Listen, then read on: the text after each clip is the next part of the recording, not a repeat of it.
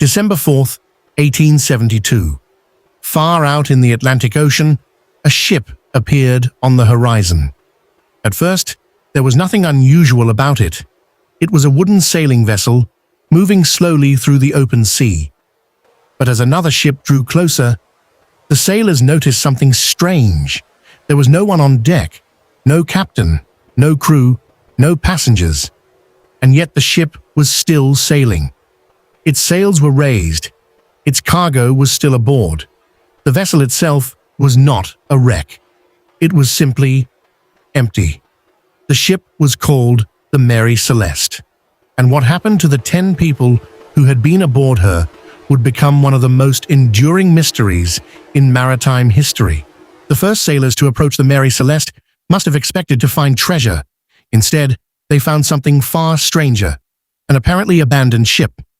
The deck was empty, ropes moved in the wind, the sails shifted above them. The Atlantic continued rolling beneath the hull. But there was no sign of the people who had sailed the vessel across the ocean. The question was immediate. Hello? Where had everyone gone? Is anyone there? To understand There's that no mystery, one here. we have to go back almost a month, back to New York, November 7th, 1872. The Mary Celeste was preparing to leave New York Harbor. She was an American merchant brigantine bound for Genoa, Italy. Her captain was Benjamin Briggs, an experienced seaman who had spent much of his life at sea. This voyage was different from an ordinary commercial trip, however. Briggs was not traveling alone. His wife Sarah and their 2-year-old daughter Sophia were also aboard. 7 other crew members completed the ship's company. In total, 10 people were about to disappear from history. But at this moment, there was no reason to believe anything was wrong. Captain Briggs stood aboard the Mary Celeste with his family as preparations for the voyage continued. For Sarah and little Sophia, the journey would take them across thousands of miles of ocean. For Briggs, it was another demanding passage.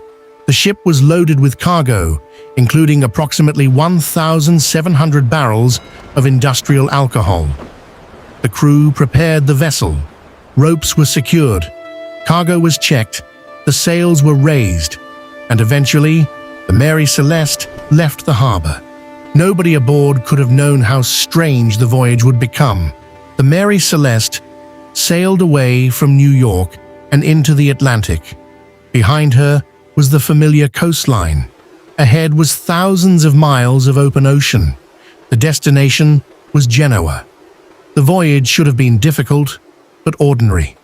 Ships crossed the Atlantic constantly. Captains understood the dangers of the sea. And Briggs was an experienced captain. There was nothing about his departure that suggested he was sailing toward a mystery that would survive for more than a century. For a while, the Mary Celeste simply continued on course. Then the ship entered the open Atlantic. Out there, the world became very different. There were no nearby towns, no roads, no quick way to call for help, just the ship, the crew, and an enormous ocean stretching in every direction. The Mary Celeste encountered difficult weather during the voyage. Wind pushed against the sails. Waves struck the hull. The ship moved through conditions that could make even an experienced sailor uneasy. But the Mary Celeste continued, and Captain Briggs continued to navigate toward the Azores. Everything still appeared to be under control, at least from what we know. Inside the captain's cabin, Briggs had the tools he needed to navigate the ship. Charts covered the desk. A compass helped determine direction. An oil lamp provided light.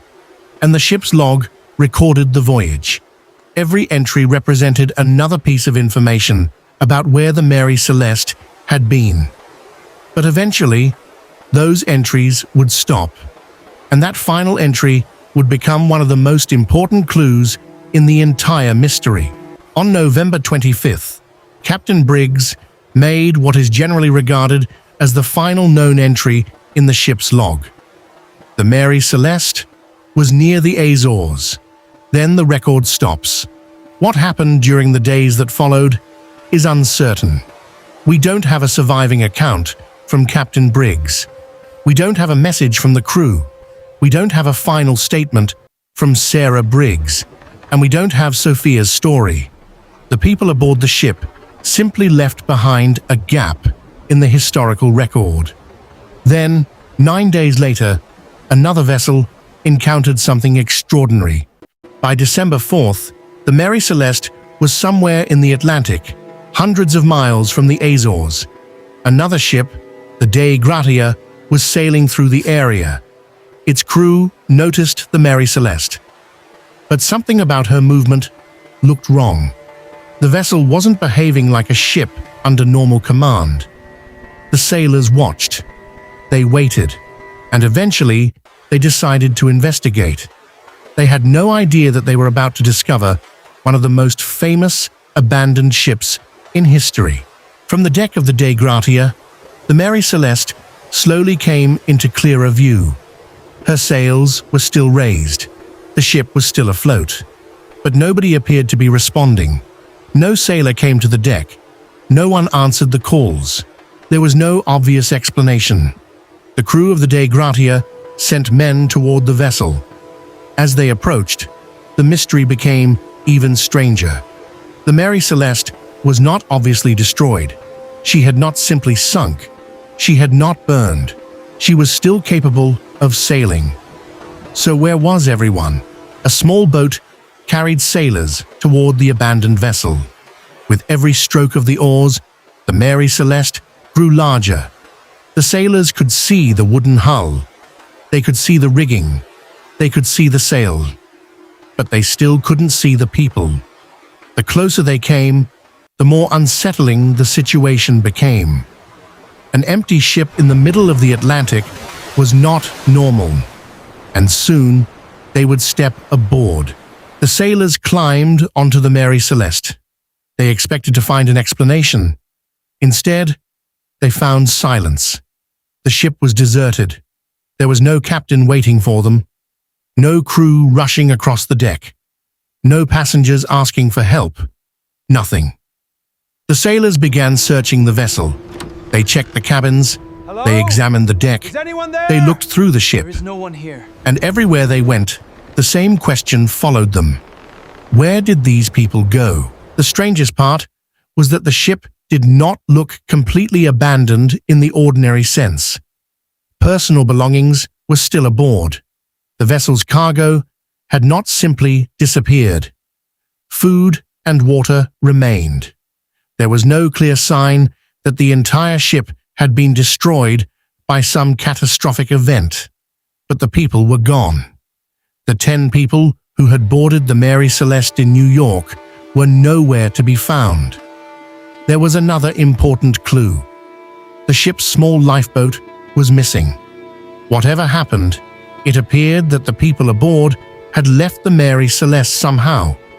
But why would they abandon a ship that was still afloat? And where did they go afterward? The missing lifeboat offered one possible answer. Perhaps the crew had deliberately left the ship. Perhaps Captain Briggs believed the Mary Celeste was in danger. But if that happened, why? And why would an experienced captain abandon a seaworthy vessel? One possibility involved the ship's condition. The pumps had problems. The cargo included barrels of industrial alcohol. Weather conditions had been difficult. And the crew may have had reason to fear that something was seriously wrong. But these possibilities raise another question. If the crew escaped into a lifeboat, what happened to them afterward? No one knows for certain.